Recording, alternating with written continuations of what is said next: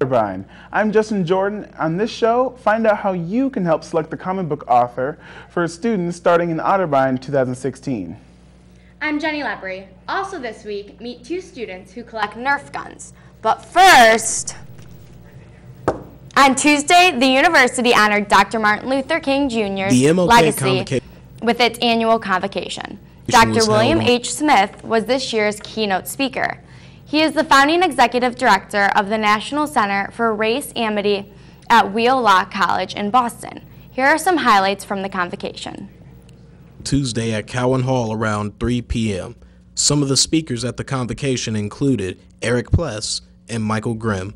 The main speaker at the event, however, was Dr. William H. Smith.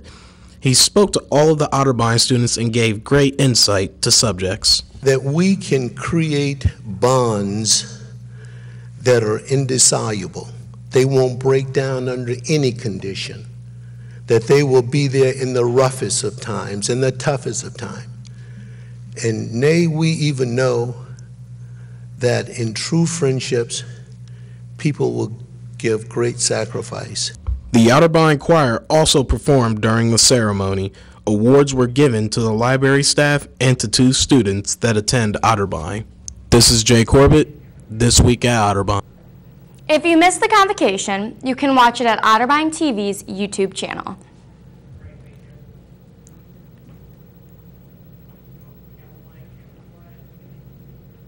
Gift giving is a popular thing to do in December, and Otterbein's annual fund was one of the beneficiaries. In December, more than $200,000 was donated to the annual fund. This sets a single month giving record. This also reflects a 12% increase in the number of donors contributing to the fund. The annual fund provides students with scholarships and financial aid.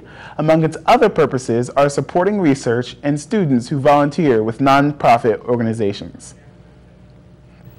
Otterbein is being nationally recognized for how it advances teaching and learning. The Carnegie Foundation for the Advancement of Teaching gave the university the 2015 Community Engagement Classification.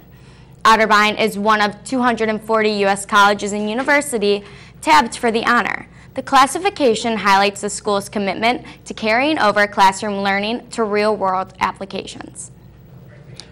Every 2 months, the library sets up displays to let the campus get to know 2 faculty members. The featured faculty are nominated, often by students, and share things about themselves to give them glimpses into their lives outside the classroom. Here's a look at the latest faculty members to be showcased at the library. I'm known to not talk about myself on a personal level to my students a lot, so this is a good opportunity for them to learn a little bit more about me. Hiking and backpacking is something I'm really interested in. We've got these hiking boots of mine that are still in use and some images of me backpacking. I'm really into music, and I DJ'd during and after college, and I still kind of mess around with that now. And I thought that was pretty important. And also like something that's visually interesting in terms of a display, having a turntable and some LP records that have interesting, artwork on them. It was pretty cool getting reactions from students and faculty and staff. I wanted to give people a little sense of the multi dimensions of me, that I'm Mennonite, which not a lot of people would guess, and that I'm a feminist, but I like to crochet and bake. I've had multiple orders for the crocheted blanket, which is, I call my heart belongs to Otterbein. It's Otterbein colors with little crocheted hearts on it. And what they don't understand is it takes me a solid year to create one of these because I don't have a lot of free time. People have lots of characteristics. It's a good way for people to get to know you, outside the classroom.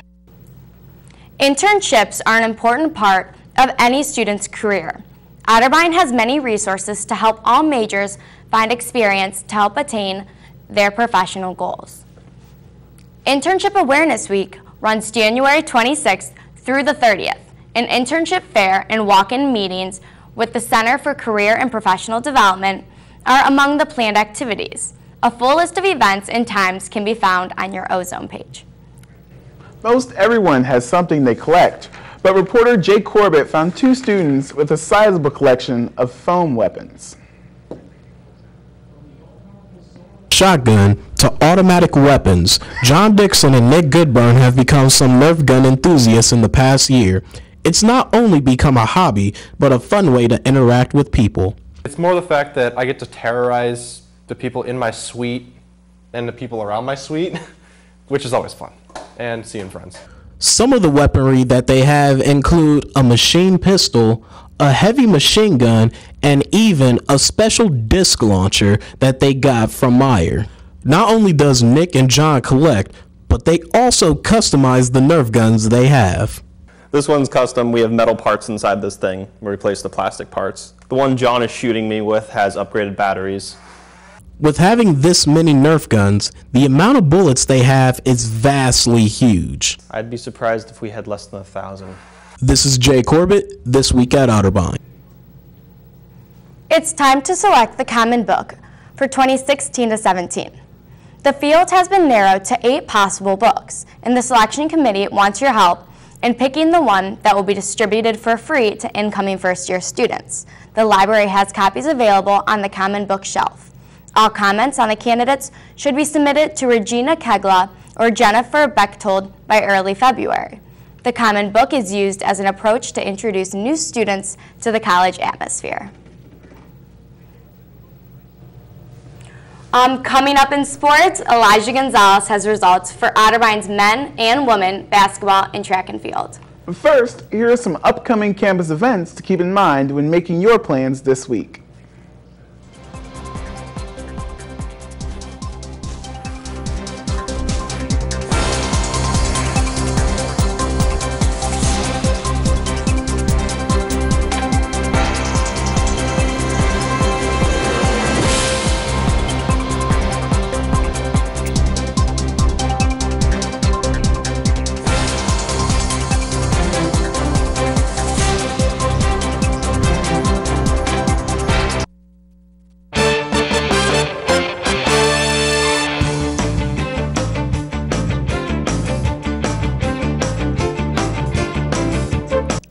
The Otterbein men's and women's track and field teams were back in action last Saturday at the Otterbein Invitational. The host Cardinals had a nice showing at their home track. The men's team finished 4th out of the 13 teams, and the women's team placed 2nd out of the 15 teams competing. The Otterbein distance team stole the spotlight, however, scoring 68 of the 137 points scored by the Cardinals. Otterbein had 4 first-place finishes in the meet. Here are the first-place finishes. In women's pole vault, it was Taylor Lindsay who cleared 11 feet and 5 inches to win the pole vault. Richie Gopal won the 800-meter run. And in the men's 5,000-meter run, it was Joey Montoya who posted a 15:44.24. And then the men's 4x200 relay team of Turner Jones, Brandon Brunner, Seth Lloyd, and Luis Rivas posted a 1:33.57 to win the meet. The next time the Cardinals will take to the track is this weekend in their meet at Tiffin. Another story from this past Saturday at the Otterbein Invitational was Julissa Pouliot, who was named OAC Women's Track Athlete of the Week. This award comes after Pouliot finished 2nd in the 3,000-meter run, only falling in the race by 1.3 seconds, with a time of 10:39.36.